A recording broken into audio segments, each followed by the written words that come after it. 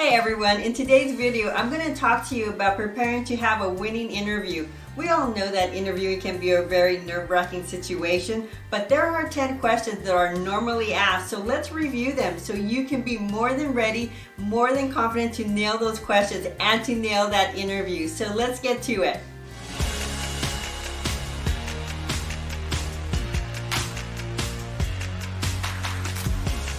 Hey guys, this is Cherie from The Exceptional Assistant, and my channel is all about the day-to-day responsibilities and scenarios of the professional assistant. So whether you're an executive assistant today looking for new tips and tricks, or you're new to the administrative role, this channel will be a great source of information for you. I work for executive level leaders within the largest corporations in America, from the gaming industry, the banking industry, and the movie entertainment industry. I've had some of the greatest executive mentors throughout the years, and this is my platform to share what I know. Now let's get to the video. I found throughout the years that interviewers normally ask you the same questions over and over again. So why aren't people studying and practicing these questions? And sure, some interviewers may throw you a curveball, but they are mostly scripted. So let me walk you through the most popular questions that they ask and some examples how you can answer them.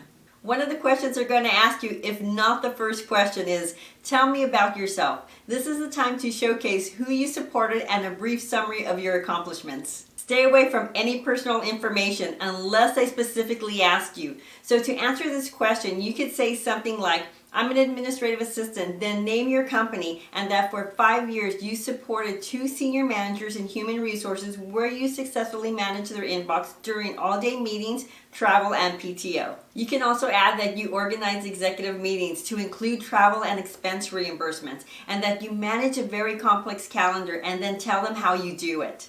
I would only give them 3 or 4 bullet point discussion items for your accomplishments so that they can move the interview forward. What were your responsibilities in your last position?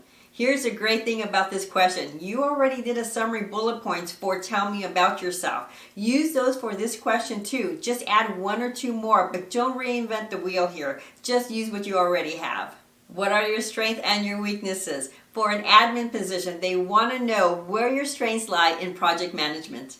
They're trying to get a sense of your ability to manage and lead projects and to incorporate other individuals and to task them with specific responsibilities and to hold them accountable.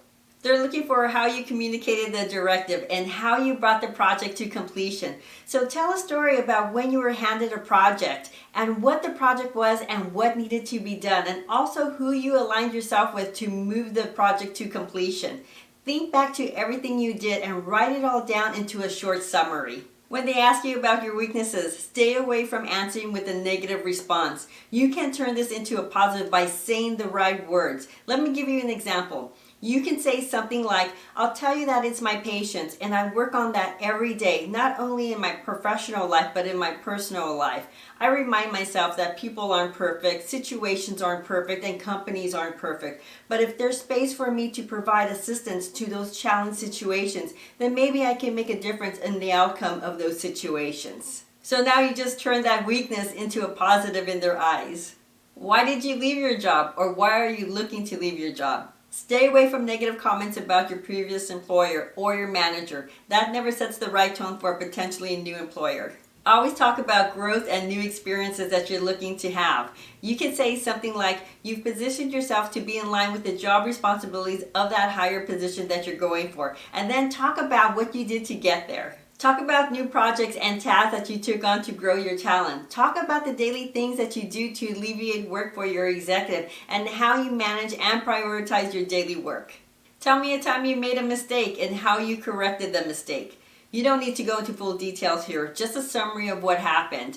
What they're looking for is if you took accountability for the mistake and what you did to correct the mistake. Let me give you an example.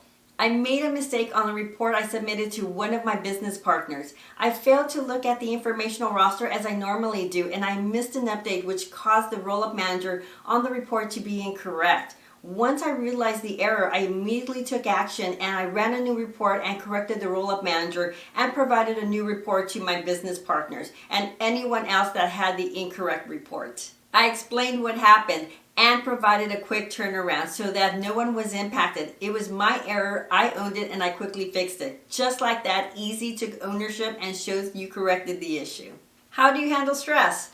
Your response should be quick here. A great example is saying something to the effect of, I'm pretty good at recognizing when I'm starting to feel a little too much pressure. So what I like to do is break away from my desk for a few minutes, and this normally helps with my stress level. And then you can add, and after work I really love my time at the gym because it relaxes me and puts me in the right mindset. If the gym is not your thing, then mention what it is that you like to do that brings down your stress level. What major problem have you faced and how did you get through it? This question is not for a personal response, it's only for work related. Talk about something that landed on your desk or your executive's desk that had an urgent need to it. Talk about your working part and how you were able to accomplish the task within a quick turnaround. It's always a great idea to add if there was an opportunity to relieve your executive from the task so you could accomplish the request on his behalf. How do you manage confidential information or confidential materials? What they're looking for here is your integrity and if you can be trusted. Remember, they don't know who you are, so your response will give them an insight to what you were privileged with and if you were able to maintain their confidentiality. So provide them a story of some type of sensitive and confidential information that you were granted access to by either your executive or some type of senior leader. Why do you want to work at this company? This is easy enough. Go through their website and see what this company is all about. Review their mission statement and definitely do some research on the individual that you're going to be reporting to. An example would be, because America Health continues to grow and purchase new medical groups such as, and then name one or two of the most recent purchases. Then you can continue with, our communities have seen the true calling of frontline doctors with America Health to provide patients and their families the best medical care, and this is the kind of company I want to align myself with. People with purpose and people with passion.